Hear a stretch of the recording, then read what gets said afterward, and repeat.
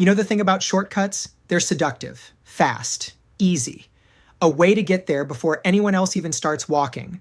But some shortcuts skip the safety rails. They bypass all the checks and balances. And when that shortcut is in the conduction system of the heart, well, that's when a young woman on a stretcher suddenly collapses in front of you. And you realize you're standing on the edge of something catastrophic. Today's episode, a shortcut called Wolff-Parkinson-White, and how it almost claimed a life before lunch. She's 22 years old, sharp, alert, a little anxious, says she fainted at home this morning. Her parents say it lasted about 45 seconds. She didn't seize, no posturing, no incontinence, just dropped. It's the third episode this month, and she's had a few before that. Brushed off, chalked up to stress, skipped meals, maybe dehydration.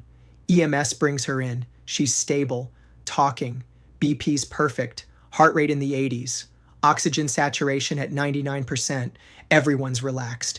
EMS thinks she's fine. Triage is leaning toward ESI 3. Then right there on the stretcher, she slumps, unconscious. Radial pulses vanish. Carotid pulse, barely there. It's rapid, thready. The monitor? A wide, complex, rapid rhythm. This patient just went from vague complaint to critical resuscitation. They move fast. Resuscitation bay. Pads on. Monitor leads in place. Glucose is fine. Airway intact. She's not seizing. No trauma. The rhythm? Wide, complex tachycardia. You know the drill. If it's wide and fast, it's either ventricular in origin, or it's a supraventricular rhythm with aberrancy. Either way, it can kill her. And this one?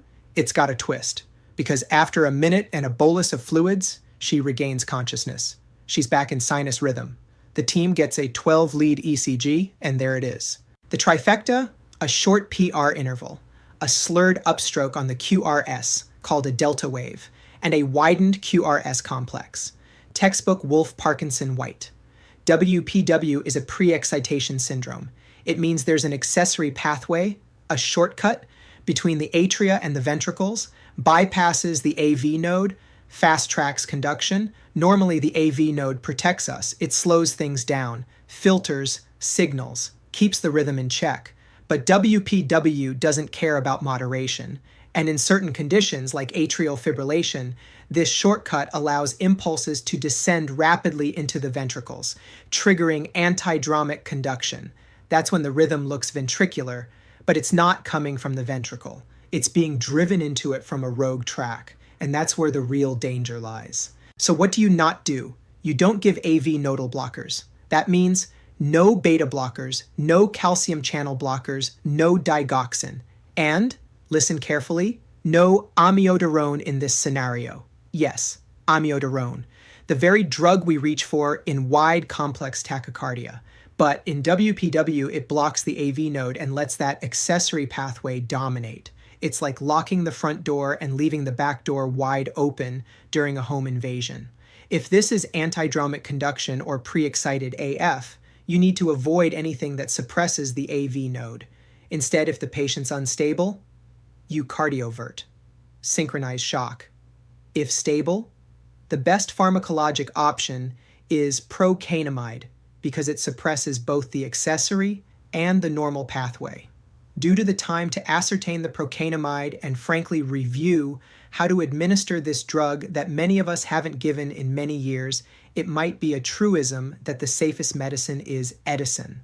Electricity, and in this case cardioversion, along with a short-acting sedative, might be the patient's safest treatment. Stability determines your path. But knowing the underlying mechanism, that's what keeps your patient alive. She lived because someone noticed, because an emergency nurse didn't dismiss the moment, because a monitor tech questioned the rhythm, because a provider knew that not all wide, complex tachycardias are created equal. We teach people not to take shortcuts in life. But in medicine, especially emergency medicine, it's our job to recognize the ones the body hides from us and stop them before they shortcut someone right into the morgue. So what are our takeaways from this case? Syncope in a young person, respect it. Wide, complex rhythms, always consider WPW, no AV nodal blockers in pre-excited rhythms, a short PR, slurred upstroke, and wide QRS. Think WPW. Electricity is your friend when the patient's unstable. When in doubt, don't reach for amiodarone.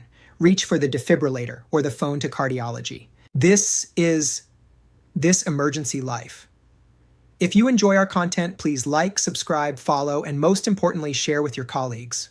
Remember, stay sharp, stay curious, and when the rhythm gets wide, don't take shortcuts. Till your next shift, take care of yourselves.